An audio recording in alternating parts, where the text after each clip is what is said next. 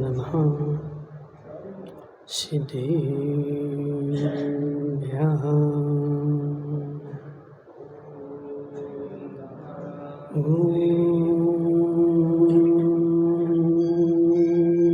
नमः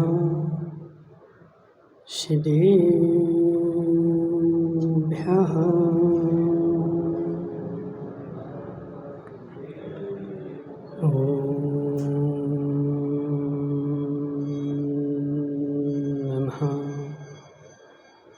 सिद्धेभ्यः।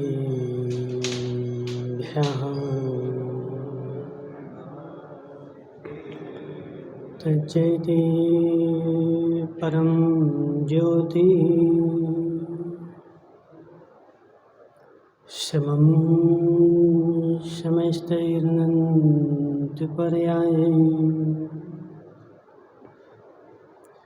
दर्पणतलविशकला प्रतिफलति पदार्थमालिका यत्र। नमो अरिहन्ताणं नमो सिद्धाणं नमो वायुदेयाणं नमो अध्यायाणं नमो लोयसव्यसाहूणं। पंच परमेष्टि भगवान की अनंत अनंत सिद्ध परमेष्टि भगवान के 1008 देवादेव शांतिनाथ भगवान के 1008 देवादेव सुपारसनाथ भगवान के आचार्य भगवान अमृतचंद स्वामी के आचार्य भगवान विशुद्ध सागर जी महाराज के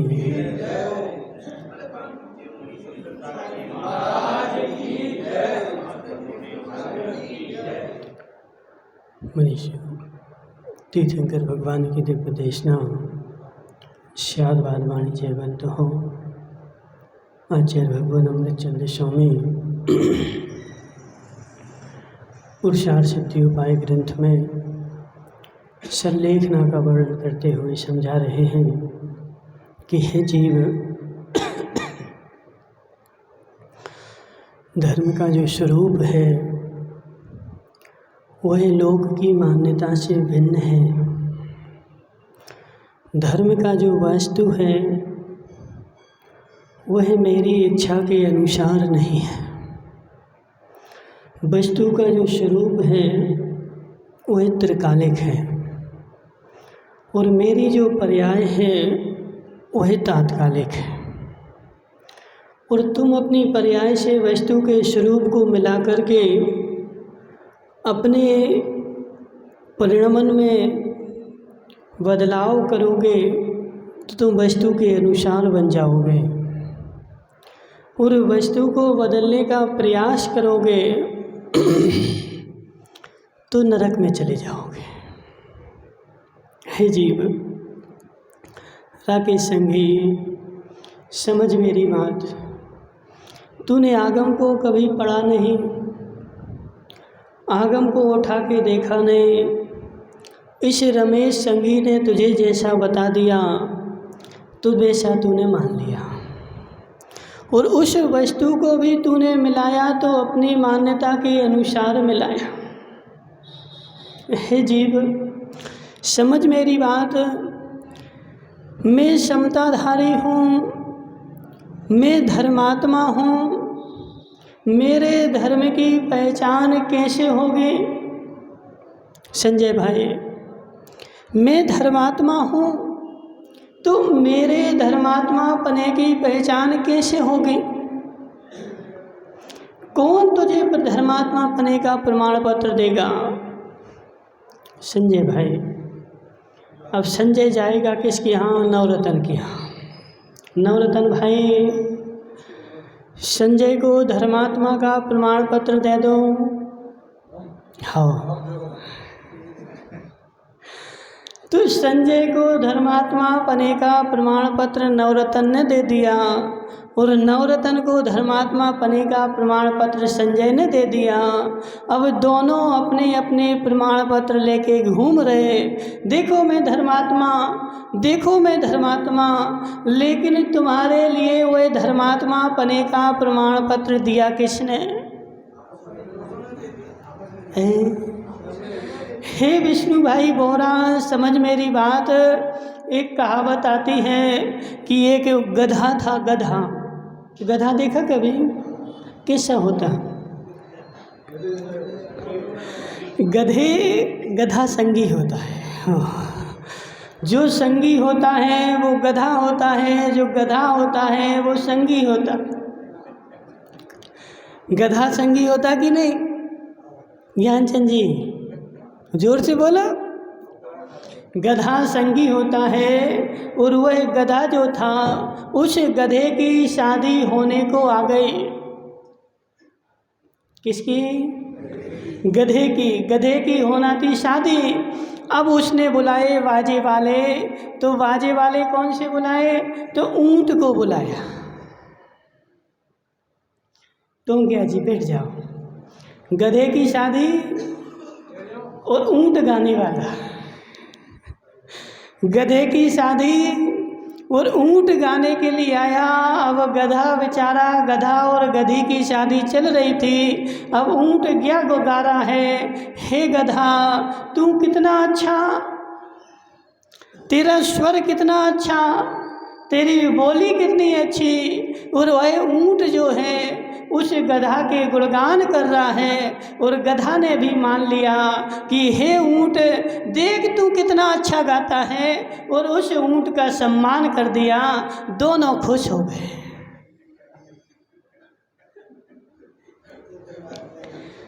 कौन है? नहीं, नवरत्न की बात नहीं कर रहे, अपन गधे और ऊंट की बात कर रहे कि गधे की शादी और ऊंट गाने के लिए आया। अब गधे ने ऊंट की प्रशंसा कर दी कि हे ऊंट देख तेरी चाल कितनी अच्छी, तू कितना लंबा, तेरी गर्दन कितनी लंबी। और ऊंट ने गधे की प्रशंसा कर दी कि तेरा स्वर संसार में तुम्हारे जैसा स्वर किसी का नहीं। और एक दूसरे ने दोनों की प्रशंसा करके और दोनों प्रशंसनीय हो गए कि मैं कितना अच्छा। तो गया जी, सत्य है कि नहीं? हे जीव संजय भाई, संसार में ऐसे ही चल रहा है। कैसा? गधे और ऊंट के जैसे तुमने उसकी प्रशंसा कर दी, उसने तुम्हारी प्रशंसा कर दी, और दोनों बेचारे अपने आप में मस्त हो गए। लेकिन देख तो जरा कि ये एक दूसरे की प्रशंसा क्यों कर रहे हैं? क्योंकि ऊंट तो गाने के लिए आया है। इसलिए देखो आगम्याचर्षि बोलते थे कि हे साधु, तू नवरत्न की प्रशंसा में मस्त हो जाएगा तो तेरी गति निगोद की होगी। पदमचंद जी समझो मेरी बात। हे साधु तुझे प्रति क्षण सतर्क रहना है, क्योंकि जहाँ भी तू जाएगा सब लोग तेरी प्रशंसा करेंगे, लेकिन उस प्रशंसा में लीन नहीं होना है। संजय भाई समझ मेरी बात। तुम जिस भी सभा में जाएगा तुझे माला पहनाई जाएगी। संजय भाई प्रेस वाले आ गए, इतने बड़े धर्मात्मा हैं, ऐसा करते हैं, और यदि तू उस माला में लीन हो गया तो मेरी गारंटी है कि तेरी दुर्गति होगी। पदमचंद जी क्यों?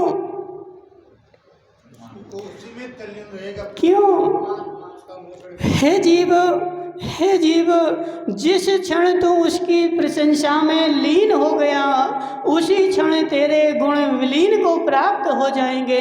जो तेरे पास गुण थे वह नष्ट हो जाएंगे, और तू समझेगा कि मैं संसार में प्रशंसनीय हूँ। तेरी प्रशंसा तो होती नहीं है। संजय भाई कल डिग्गी गए थे, माला पहनाई गई थी तुम्हें, क्यों? देखो बेचारे को माला नहीं पहनाएगा। संजय भाई समझ मेरी बात, संसार में जो भी तुझे माला पहनाता है वो किसको पहनाता है? बोलो ना। ज्ञानचंद जी देखो, तुम तो तहसीलदार रहे, अब सत्य बताना, जब तुम तहसीलदार थे और सब जगह जाते थे तो सब लोग तुम्हारा स्वागत करते थे कि नहीं? करते थे ना। और अब वहाँ जाना तो स्वागत करेंगे क्या? हे जीव समझ अंदर की बात, अंदर में कुछ और है, बाहर में कुछ और है। तुम जब तहसीलदार थे और तुम कहीं भी जाते थे, सब लोग टीआई भी हो, थानेदार भी हो, तो वह भी तुम्हारे लिए खड़ा हो जाता था और अपनी कुर्सी छोड़ता था। और आज जाओगे तो क्यों? हे जीव, और तुम अपने उसमें लीन हो गए और होता ऐसे ही है। संजय भाई देखो, होता ऐसे ही है, इसलिए बोला जाता है कि संसार में सबसे खतरनाक कोई है तो वह पुण्य है।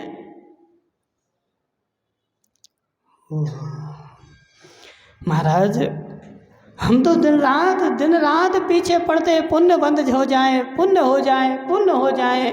और मेरा सुबह से शाम तक सारा क्रियाकलाप मैं देखता रहता हूँ। हमारे पास देखो बहुत सारे लोग आते हैं ऐसे पूछने के लिए। संजय भाई बोले महाराज हम एक पूजा करेंगे तो कितना पुण्य बंधेगा, और 2 करेंगे तो कितना बंधेगा, और 1 घंटे तक करेंगे तो कितना बंधेगा, 1 लाख का दान देंगे तो कितना पुण्य बंधेगा, और 10,000 का देंगे तो कितना पुण्य बंधेगा।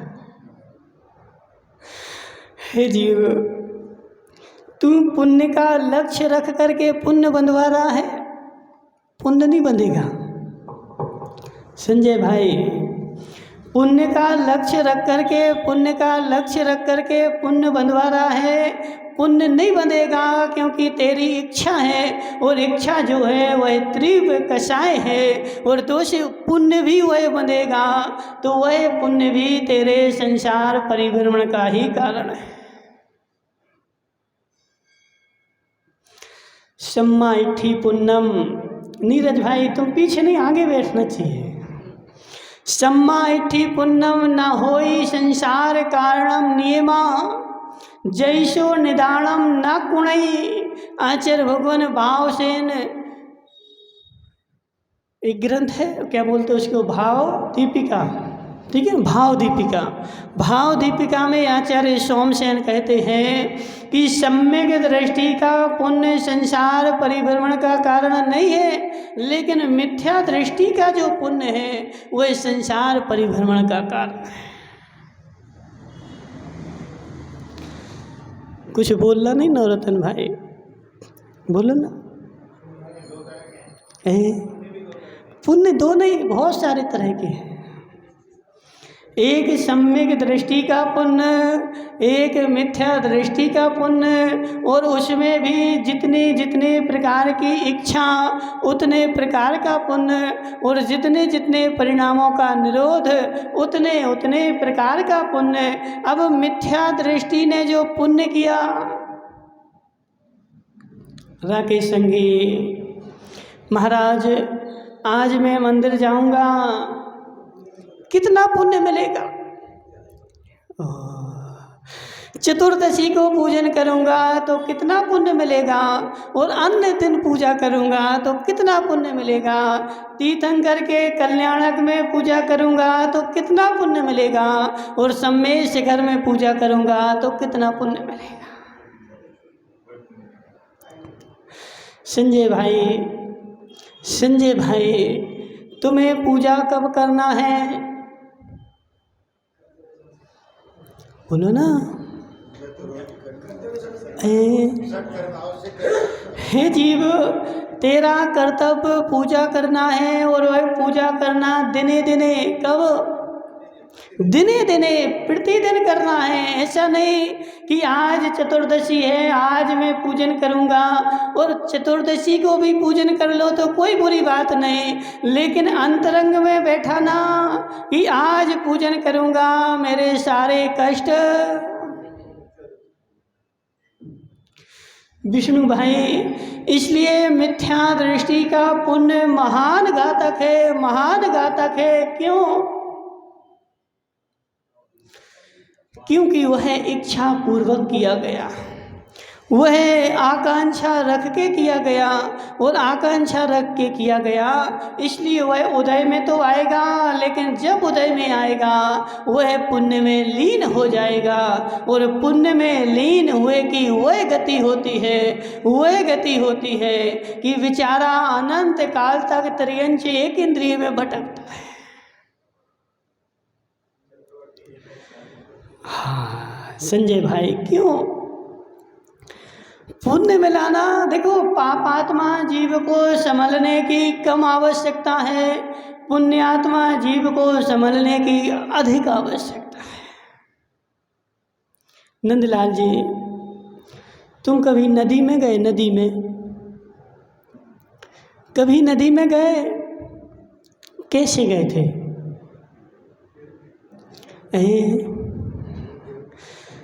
रामलाल जी, नदी में गए कभी?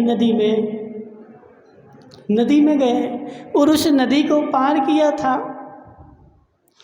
नदी में पानी था कि सूखी थी?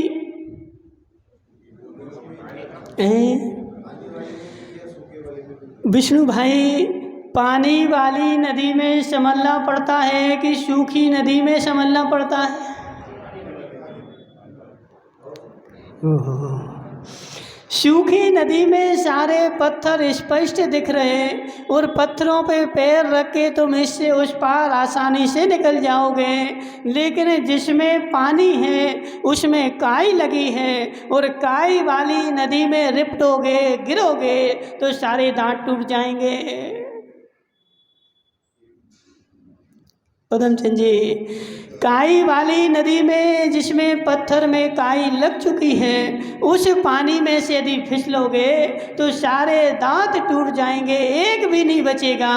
ऐसे हे जीव, जो पापात्मा है वह सुबह शाम दोनों टाइम भगवान को याद कर लेता है, लेकिन जिस बेचारे के तीव्र पुण्य का उदय है, सारी संपत्ति भरी पड़ी है, बेचारे को फुर्सत ही नहीं है,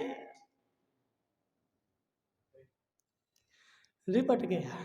संजय को क्या नाम? संजय भाई, जब चारों तरफ से संपत्ति आती है, चारों तरफ से छप्पर पार के बरसती है, उस समय बेचारे को अपने स्वभाव का कोई भान नहीं होता है।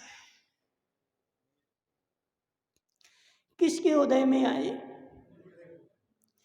पुण्य का उदय था ना महेश भाई, महेश नहीं मुकेश संगी, तीव्र पुण्य का उदय था। संपत्ति हर तरह से बरस रही थी, जहाँ भी हाथ ढाले वहाँ से संपत्ति आती थी। जैसे वह धन्य कुमार, अभी वो धन्य कुमार पूरा नहीं हुआ, अभी तो बाकी है, बहुत दिन हो गए। विष्णु भाई, वह धन्य कुमार, उसने पूर्व भाव में मुनिराज को आहार दिया था, और उस आहार के फलस्वरूप, आहार दिया नहीं था, अनुमोदना की थी मात्र, और उस अनुमोदना के फलस्वरूप उसने इतना पुण्यबंध किया कि दूसरे भाव में जब वह धन्य कुमार बना, तो जब जन्म लिया, संजय भाई देखो, जब तुमने भी जन्म लिया था तो तुम्हारे घर में संपत्ति बरसने लगी थी। पूछो अपनी अम्मा से, ऐसे हुआ था कि नहीं? समझो अम्मा, जब संजय का जन्म नहीं हुआ था उतनी संपत्ति उसके पहले थी तुम्हारे यहाँ क्या? नहीं बोलेगी। संजय भाई, समझ मेरी बात कि वह धन्य कुमार का जैसे ही जन्म हुआ और उसकी नाल को दबाने के लिए जमीन खोदी गई और जिस जमीन को खोदा वहाँ पर सोने का घड़ा मिल गया, सोने से भरा हुआ। और उसके बाद वह जैसे जैसे बड़ा हुआ, देखो राकेश संगी, अब तुम सोचना नहीं, बोले महाराज तुम संजय का नाम क्यों लेते? हे जीव, हम किसी का नाम नहीं लेते, उसका जो पुण्य है ना, उसका पुण्य नाम लुभाता है। समव शरण में भी देखो, समव शरण में भी भगवान किसका नाम लेते? देखो अभी पद्म पुराण पढ़ो या हरिवंश पुराण पढ़ो, सैनिक पुराण पढ़ो, उसमें देखो क्या नाम तुम्हारा, रामलाल जी, उसमें अभी तुम जब पढ़ोगे उसमें बार बार आएगा, भगवान ने बोला हे शरणक, किसने? महावीर भगवान ने शरणक का नाम लिया, हे शरणक, और शरणक को संबोधन दिया। और संबोधन देखो हम लेते नहीं हैं, उस विचारे की भवितव्यता निकट है, उसके पुण्य का उदय है, इसलिए उसका नाम आ जाता है। समझो बात को, क्या चल रही थी बात कि वह धन्य कुमार जब उसका जन्म हुआ और उसके घर में जब गड्ढा खोदा गया घर के पिछवाड़े, तो सोने का घड़ा निकला। वह जैसे जैसे बड़ा हुआ, 7 भाई थे, वह कितने थे? तुम कितने हो नंदलाल जी? बस 5 भाई है, देखे ना। नवरत्न तुम कितने हो?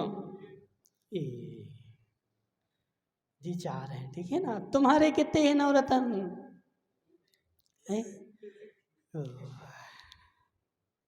हे जीव, हे जीव, तू महान पापी है,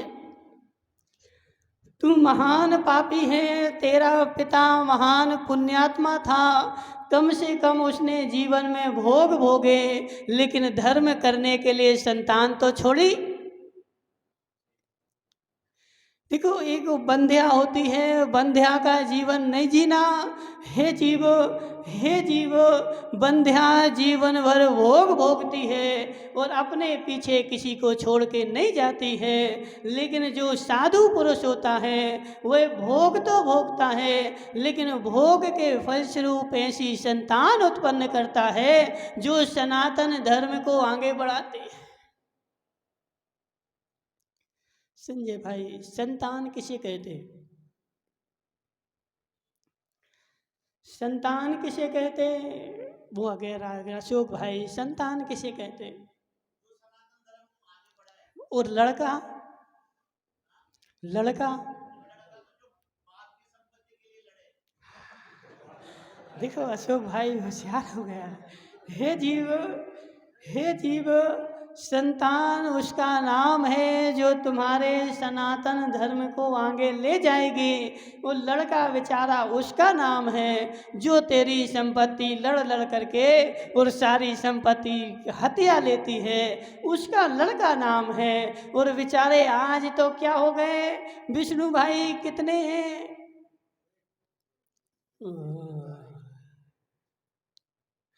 हे पापी, हे पापी, तू धर्म का घातक है, तू धर्म का घातक है, तू धर्म का घातक है। तूने जीवन भर भोग भोगे और एक ही पैदा किया, और वह भी किसके लिए? मात्र अपने सुख के लिए कि मेरे बुढ़ापे में मुझे सुख देगा। पूनमचंद जी, वो तो नहीं देगा। देखो संजय भाई, क्या नाम इसका, अशोक भाई, तुम्हारी सेवा जी नवरत्न ही करेगा। तुम्हारा बेटा तो अमेरिका जाएगा, मुंबई जाएगा, वहीं जाके बैठेगा, और वह कब आएगा? जब फोन चला जाएगा कि अशोक भाई चल बसे।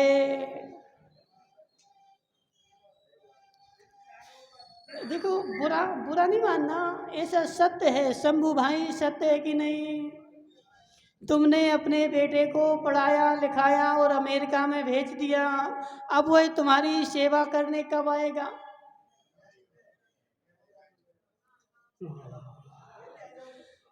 हे जीव, हे जीव, वह भी जब वह फोन चला जाएगा, अशोक भाई चल बसे, तो वह आ जाएगा।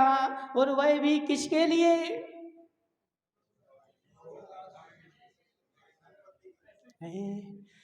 उसको पता है ना कि मेरे पिताजी के पास इतनी संपत्ति थी, इसलिए वह बटोरने के लिए आएगा। और यदि उसको पता चले कि पिताजी के पास कुछ नहीं है, तो फोन कर देगा, जला दो उनको, अभी हमें समय नहीं है। शंभू भाई, यह धर्मात्मा की पहचान नहीं है।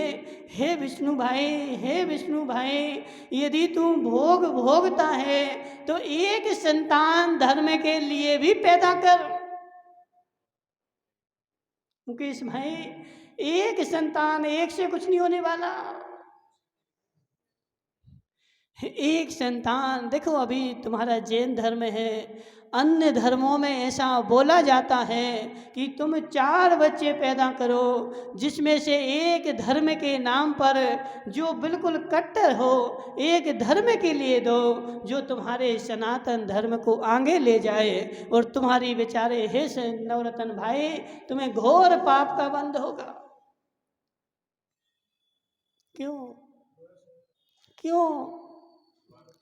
हे जीव, हे जीव, तेरी भोग के ऊपर तो दृष्टि है, लेकिन धर्म के ऊपर तेरी दृष्टि नहीं है। एक बच्चा पैदा किया और वह भी सीए बना दिया, और वह रहेगा मुंबई में जाके, और निभाई में महाराज आएंगे तो उनको कोई पूछने वाला नहीं रहेगा।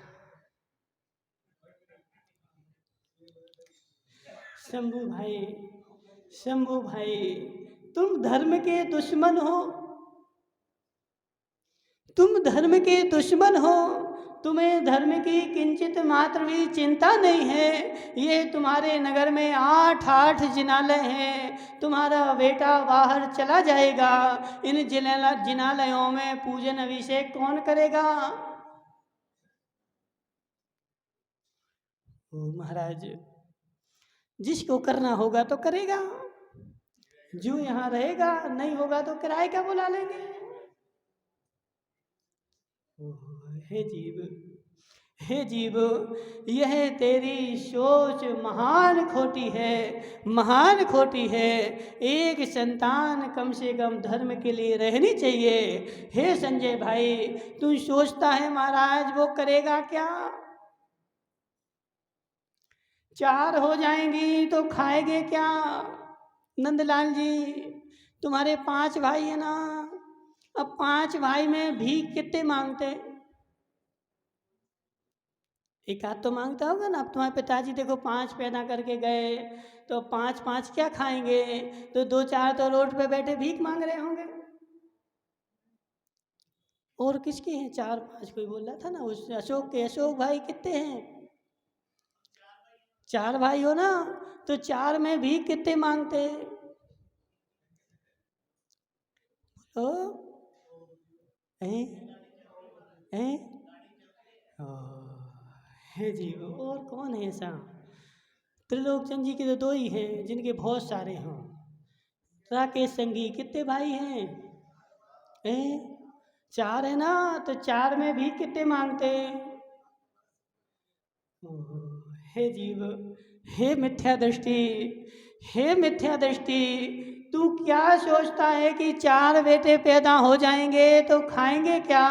मैं उनको खिलाता हूँ, यह तू मिथ्यात की धारणा है। इस पृथ्वी पर जो भी जन्म लेता है वह अपना भाग्य लेकर के आता है और अपने भाग्य का खाता है। वह जितना भाग्य लेकर आएगा संजय भाई, उसको उतना मिलेगा। तू भले 3 लोग की संपत्ति जोड़ के चला जा, यदि उसका भाग्य नहीं होगी तो वह सब चली जाएगी। इसलिए हे जीव, एक संतान धर्म के लिए भी अलग से पैदा,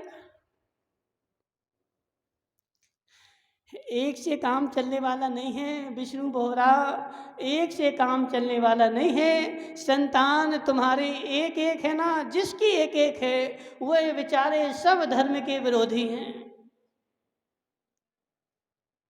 संजय भाई, बुरा तो नहीं लग रहा? लग रहा है बुरा?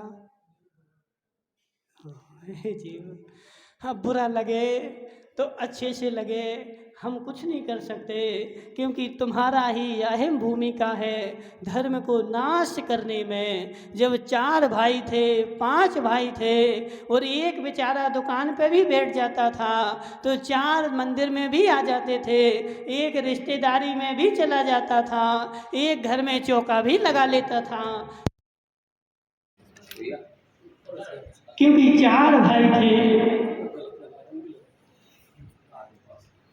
अब एक ही है संजय। ओहो, हे जीव,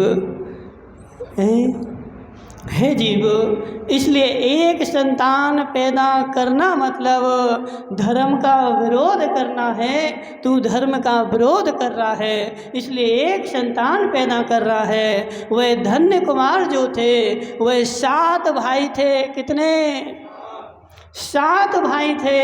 लेकिन जब तक धन्य कुमार पैदा नहीं हुआ था उसके पहले उनके घर में संपत्ति कम थी, और जैसे ही धन्य कुमार पैदा हुआ और जैसे पैदा होने के साथ संपत्ति बढ़ने लगी, दिन दिन रात चौगनी बढ़ने लगी, क्योंकि जन्म के साथ ही सोने का हड़ आ गया।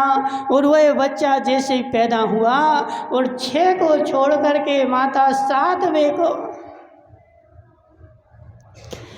नंदलाल जी देखो, तुम पिताजी को दोष नहीं देना, माता को दोष नहीं देना।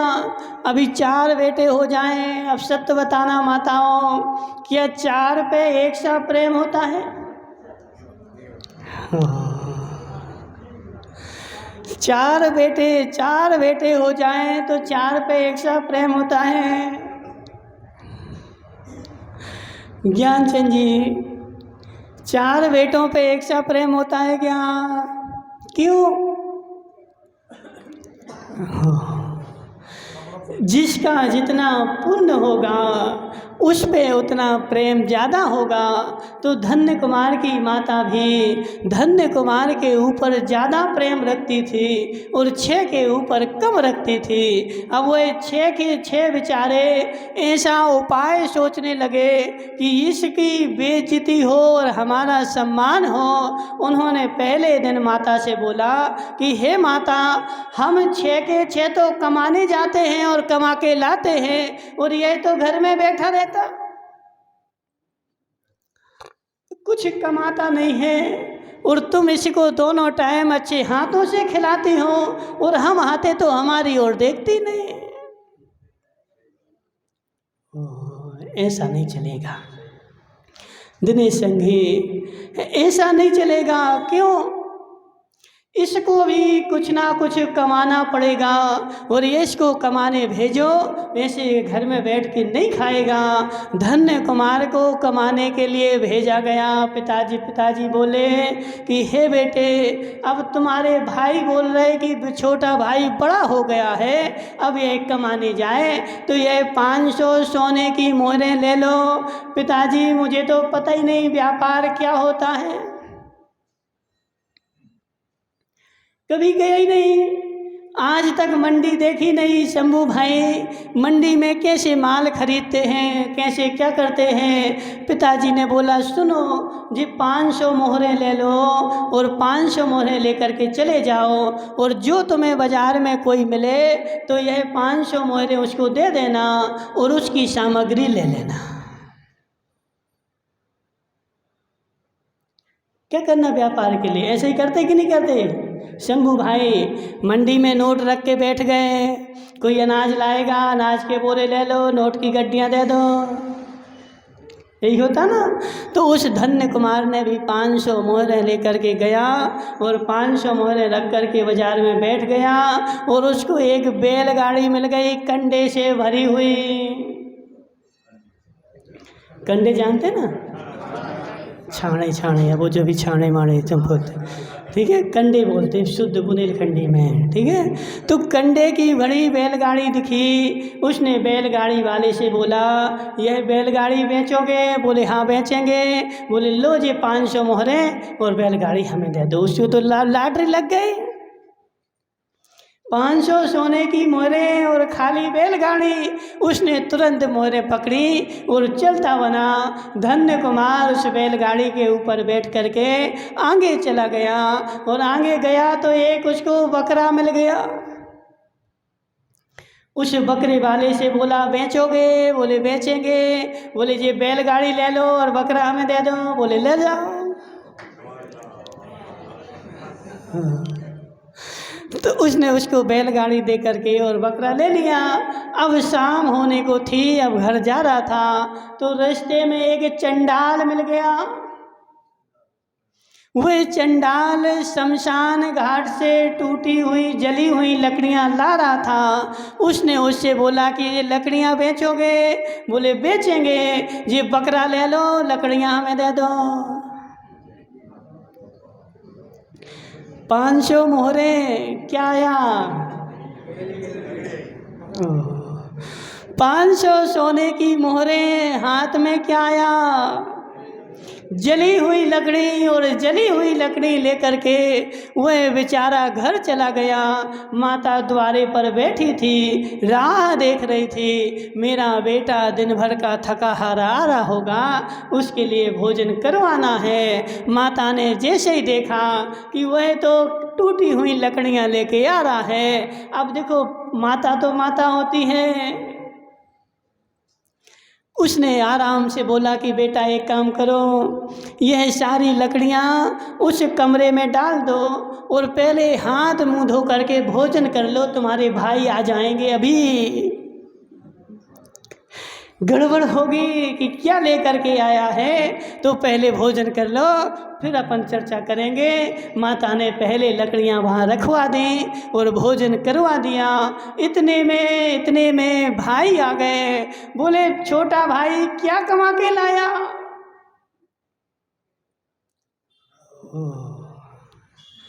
माता तो बेचारी शांत हो गई। अब क्या बोले, जली हुई लकड़ियां लेकर के आया है। लेकिन माता ने सोचा जो लाया है चलो अच्छा है, उन लकड़ियों को धो लेते हैं, कल से कम कल इनसे रोटी बना लेंगे। शंभू भाई, माता पानी लेके गई। देखो तुम लोग तो क्या कि भ्रष्ट हो गए। भ्रष्ट क्यों हो गए? क्योंकि जो लकड़ी भी जलाई जाती ना, पहले भी उसको धोया जाता है। नवरत्न भाई, जो लकड़ी, माता वो लकड़ी का चूल्हा जलाया कभी? जलाया? तो पहले लकड़ियां धोई थी कि नहीं? जो शुद्ध जैनी होगा वह लकड़ियों को धोएगा। क्यों धोएगा? क्योंकि यदि उसमें लकड़ी में छेद होगा और उसमें कीड़े होंगे तो वह पानी भरने से कीड़े बाहर आ जाएंगे। इसलिए लकड़ी पहले धोई जाती है। और जी माताएं तो बेचारी सब अग्नि में लगा देती, कीड़े मेड़े सब जल गए। माता ने लकड़ी धोई शंभू भाई, और जैसे ही लकड़ी धोई उसमें दरार थी, वह दरार से लकड़ी फट गई। और जैसे ही लकड़ी फटी उसमें से हीरा मोती जवाहरात बगर गए।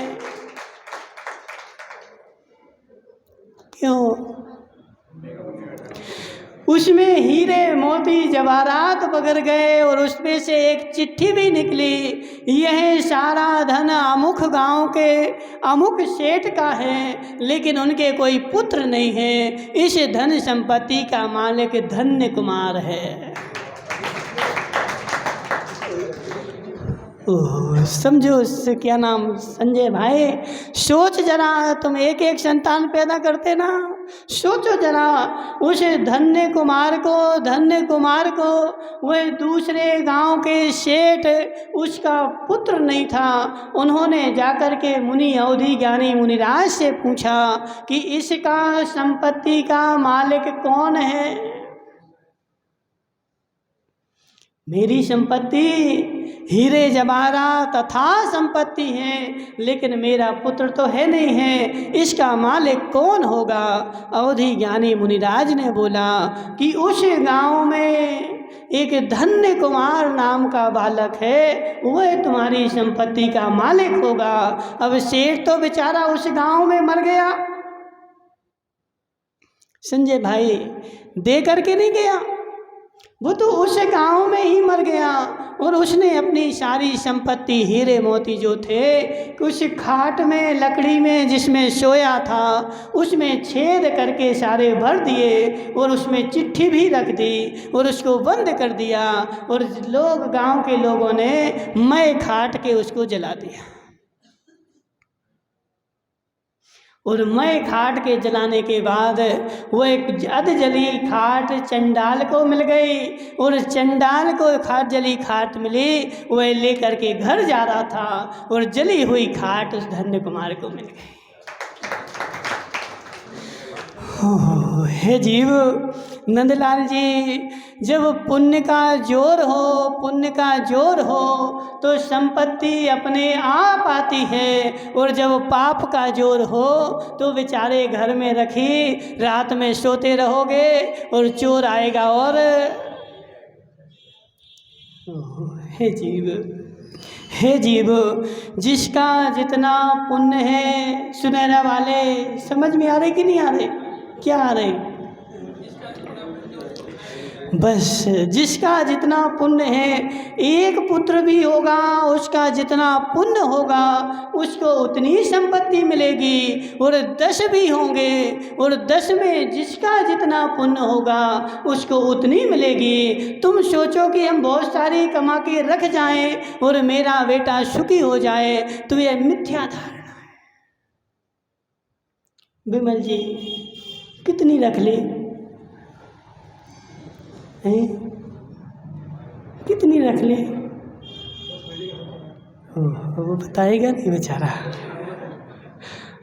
हे जीव सम्यक बुद्धि जगा, अपनी बुद्धि जगा और अपनी बुद्धि जगा करके सत्य का निर्णय कर कि जिसका जितना पुण्य होता है उसके पास उतनी ही बचती है। इसके बाद भी उनके भाइयों को चैन नहीं पड़ा, क्योंकि देखो किसी को सुखी देख सको। संजय भाई सत्य बताना, पड़ोसी बेचारा सुख से एक थाली में बैठ के खा रहा हो और हमारे घर में दुविधा हो, खाने को नहीं हो, अब क्या पड़ोसी का भोजन देखा जाएगा? संजय भाई पड़ोसी का भोजन देखा जाएगा? जोर से तो बोलो। महाराज उस पड़ोसी को खाते हुए देखो, तुम भले खाते रहो। एक वो कहावत आती है कि एक व्यक्ति के ऊपर इस अशोक ने सिद्धि करी भगवान की और ब्रह्मा जी प्रकट हो गए, बोले अशोक भाई मांगो, तुम्हें क्या मांगते हो, हम तुम्हारे ऊपर प्रसन्न हैं, लेकिन शर्त एक है कि तुम्हें जितना मिलेगा विष्णु बोहरा को उससे डबल मिलेगा।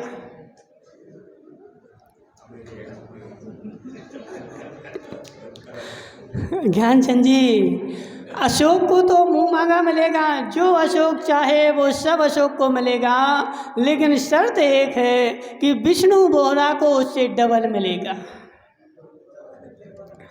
हे ब्रह्मा जी हम पैसे से दुखी थोड़ी हैं, विष्णु बोहरा से दुखी हैं, और तुम बोल रहे कि विष्णु बोहरा को डबल मिलेगा।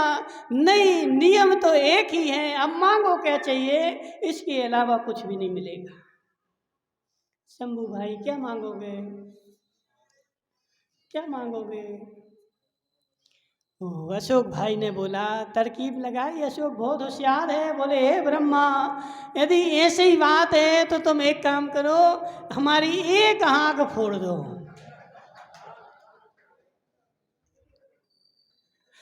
ठीक है, हमारी एक आंख फोड़ दो तो हमारी तो एक ही फूटेगी, विष्णु बोहरा की। हे जीव देखो, पूरा विष्णु भाई उनसे बुराई नहीं मानना, वो तुम कहावत सुना रहा ना, तुम अशोक से लड़ने पहुंच जाओ, कि तुम ऐसा बोल रहे, ठीक है ना। तो हे जीव समझ मेरी बात, मैं दुखी नहीं हूँ, दूसरा सुखी है ना, इसलिए मैं दुखी हूँ। दूसरा दुखी हो जाए तो मैं सुखी हो जाऊँ, दूसरे के दुख से मेरा सुख दुख है। इसे हे जीव बात को समझ अशोक भाई। वह धन्य कुमार कुछ नहीं कमाता ऐसा नहीं है, उसको प्रेम ज़्यादा मिलता है, इसलिए 6 के 6 भाई उससे दुखी। उन्होंने तरकीब लगाई कि इसको मार डालना चाहिए। हे क्या नाम टोंगिया जी, भाई को भी माई मारने के लिए तैयार हो जाता है, भाई को भी भाई मारने के लिए तैयार हो जाता है, माता पुत्र को मारने के लिए तैयार हो जाती है, पुत्र माता पिता को मारने के लिए तैयार हो जाता है। यह सब कर्म की लीला है। जैसा जैसा संजय भाई औदिक भाव आता है, यह प्राणी संसारी वैसा वैसा करता जाता है। पुत्र को पिता मार देता है, पिता को पुत्र मार देता है। अभी बहुत सारी घटनाएं देखो, नवजात शिशु हुआ था, माता बेचारी उसको घूरे पर छोड़ के चली गई। और तो और आज विदेशों में देखो वह नवजात शिशु बिक रहे बाजार में। क्यों? क्योंकि वो खाए जाते हैं। जो छोटे बच्चे हैं ना, उनका मांस ज़्यादा स्वादिष्ट होता है और वह खाए जाते हैं। अपने बेटे को माता बाजार में बेच रही। ऐसा भी कलयुग है। उन 6 के 6 भाई ने तरकीब लगाई, इसको तो मार डालना चाहिए। और एक दिन नदी वहाँ ले गए तालाब में नहाने के लिए, और 6 सातों उसमें कूदे और 6 तो पिलान में थे। वह 6 के 6 बेचारे ऊपर आ गए और पत्थर लेकर के उस 7वें के ऊपर पटक दिए। लेकिन उसका भाग पुण्य साथ दे रहा था और वहाँ से भी वह बच गया। और उसने सोचा कि अब मैं घर जाऊँगा तो मेरे भाइयों को दुख होगा, इसलिए वह वहाँ से निकल करके और घर छोड़ करके दूसरे गांव चला गया। और यहाँ पर खबर उन्होंने फैला दी कि भाई तो नदी में कूद करके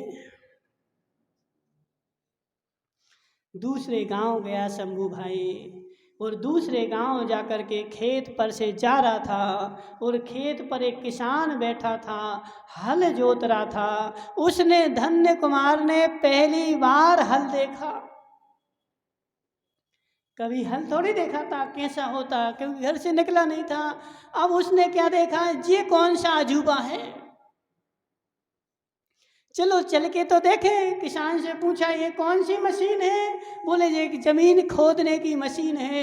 अब वो किसान बेचारे देखो दयालु रहते हैं, बोले हे राहगीर भोजन कर लो। उसने बोला पहले तुम भोजन की थाली लगाओ, तब तक मैं इस मशीन को चलाता हूँ। और वह किसान मशीन छोड़ के चला गया। उसने जैसे ही हल्की मुठिया पकड़ी, क्या हुआ? क्या हुआ? नीचे से खन्ने की आवाज आ गई।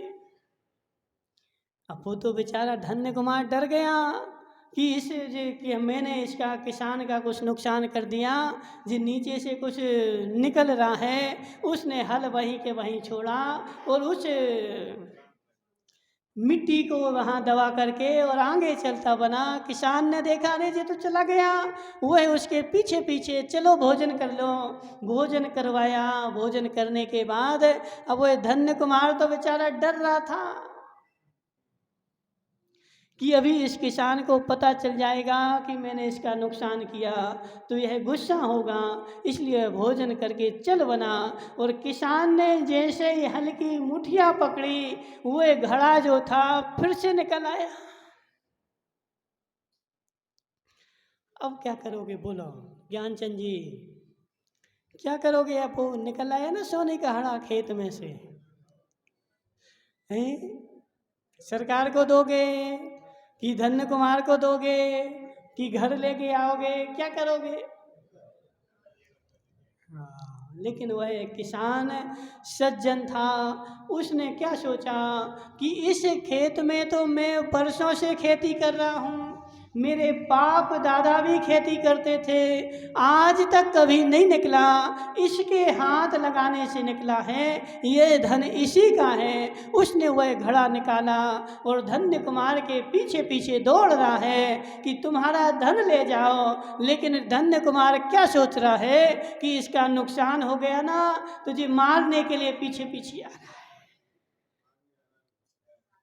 अब धन्य कुमार आगे आगे दौड़ लगा रहा है और किसान पीछे पीछे दौड़ लगा रहा है, और जा कर के धन्य कुमार को पकड़ लिया और पकड़ करके वह घड़ा दे दिया, जी तुम्हारी संपत्ति रह गई थी, इसको ले जाओ। संजय भाई, कहाँ से आई संपत्ति? है हे जीव, कहाँ से आई विष्णु भाई? पुण्य से आई ना, तो ऐसा तुम्हें श्रद्धान है।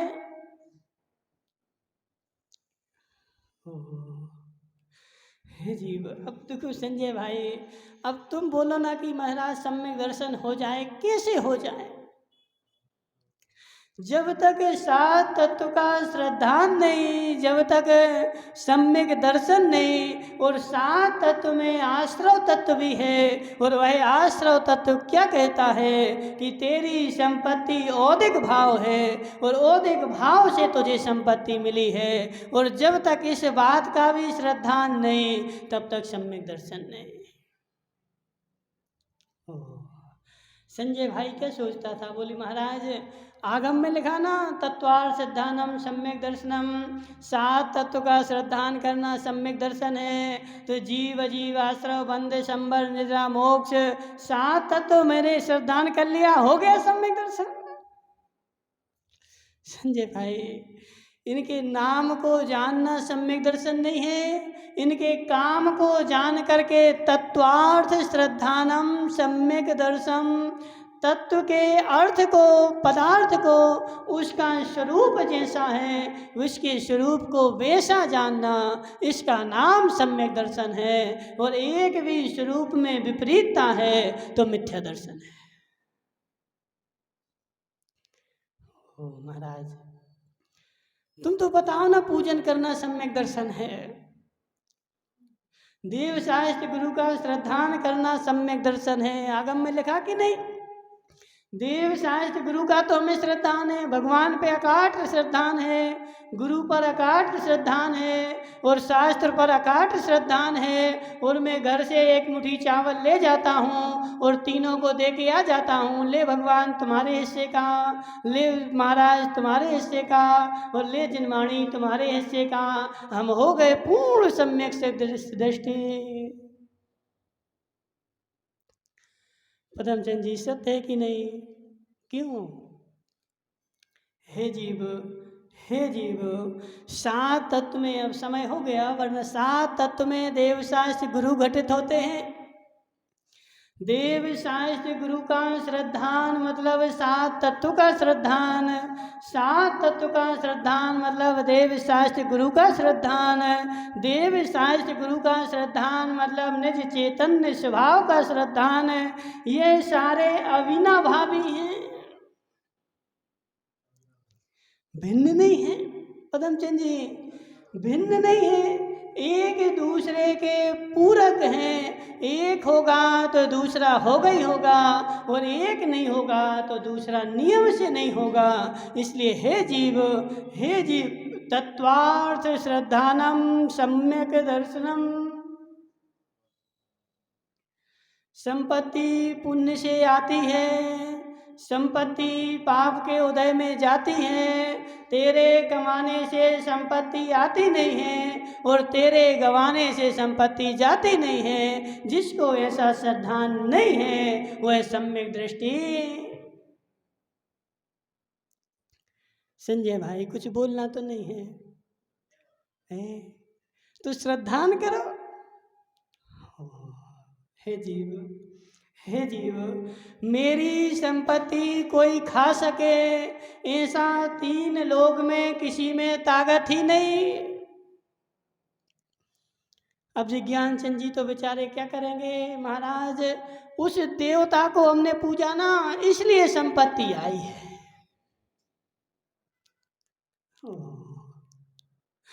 त्रिलोकचंद जी, उस देवता को पूजेंगे तो घर में संपत्ति रहेगी, उसको नहीं पूजेंगे तो वह मेरी सारी संपत्ति ले जाएगा।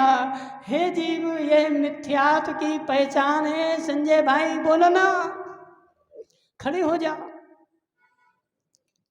इन सब निभाई वालों को से बोलो कि हे माताओं, हे पुरुषों, हे पिताओं, किसी देवता को पूजने से संपत्ति नहीं आती।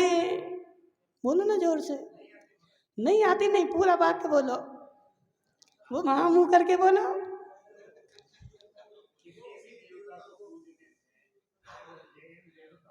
हाँ, नहीं आती, और नहीं पूजने से नहीं जाती। मेरे पुण्य का उदय होगा, मेरी संपत्ति कोई ले नहीं जा सकता। जब तक तेरा शंभू भाई पुण्य का उदय है, तब तक तेरी संपत्ति कोई ले जाए, ऐसी तीर्थंकर में भी शक्ति नहीं। और जिस क्षण तेरे पाप का उदय होगा, उस क्षण तुम्हारे पास संपत्ति बची रहे, यह तीर्थंकर में भी ताकत नहीं। बैठ जा। हे जीव, सत्य यही है, और इसके अलावा जो भी है वह सब सफेद झूठ है। क्या है मुकेश लाल? मुकेश संगी मुकेश संगी, क्या है सत्य? हे जीव, अभी यह संसार के प्राणी बेचारे मूढ़ प्राणी कहाँ कहाँ भटक रहे। उस देवता को पूजेंगे तो संपत्ति आएगी, उस देवी को भोग लगाएंगे तो संपत्ति आएगी, नहीं लगाएंगे तो चली जाएगी। मेरे घर में संपत्ति कब से आई ज्ञानचंद जी? जब मैंने पहाड़ी की देवी को पूजना प्रारंभ किया।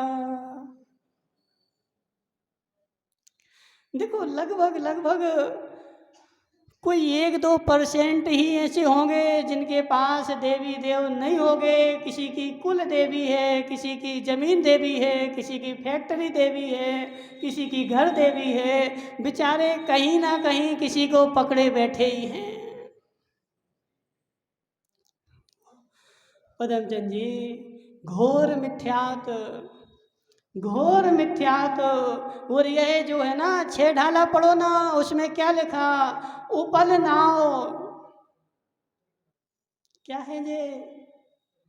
पत्थर की नाव है। त्रिलोकचंद जी, सत्य बताना, तुम्हें नदी पार करनी हो और 2 नाव हो, एक पत्थर की हो और एक लकड़ी की हो, कौन सी में बैठोगे? पत्थर में अच्छी मजबूत है ना, कितना कुछ हो जाए टूटने वाली नहीं है, इसलिए पत्थर की में बैठो ना।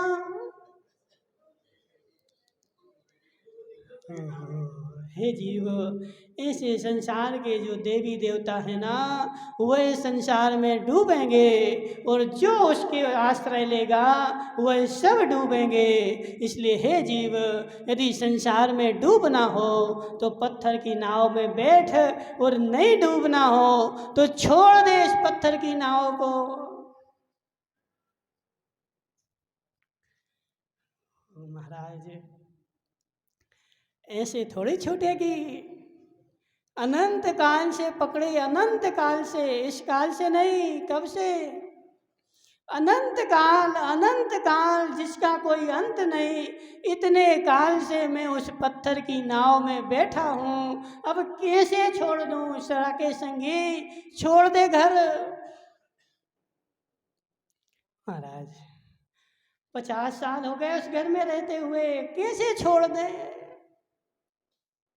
जब 50 साल के रहते घर को संजय भाई नहीं छोड़ पाते, तो अनंत काल से जिस नाव में बैठे हैं, उस नाव को छोड़ना इतना आसान नहीं है। लेकिन हे कमला भाई, उस नाव से उतरे बिना मुक्ति नहीं है, जी मेरी गारंटी है।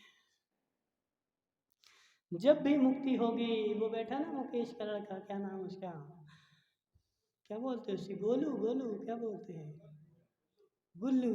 हे गुल्लू, पत्थर की नाव से नदी पार हो जाएगी। है कौन सी नाव में होगी? हे जीव, लकड़ी की नाव में बैठेगा तो तू नदी से पार होगा। अरहंत देव जो है वह लकड़ी की नाव है, और संसार में जितने देवी देव हैं वह सब पत्थर की नाव है। उनमें बैठेगा तो वह भी डूबेंगे और तू भी डूबेगा। इसलिए हे जीव, किसी देवी देवता के देने से लक्ष्मी नहीं आती और उसके रुष्ट होने से जाती नहीं है। लक्ष्मी मेरे पुण्य से आई है, और जब तक मेरा पुण्य रहेगा मेरे पास संपत्ति रहेगी। इसलिए हे जीव, मिथ्या धारणा को छोड़ सम्यक धारणा बना और मोक्ष मार्गी हो। बोले शांतिनाथ भगवान की।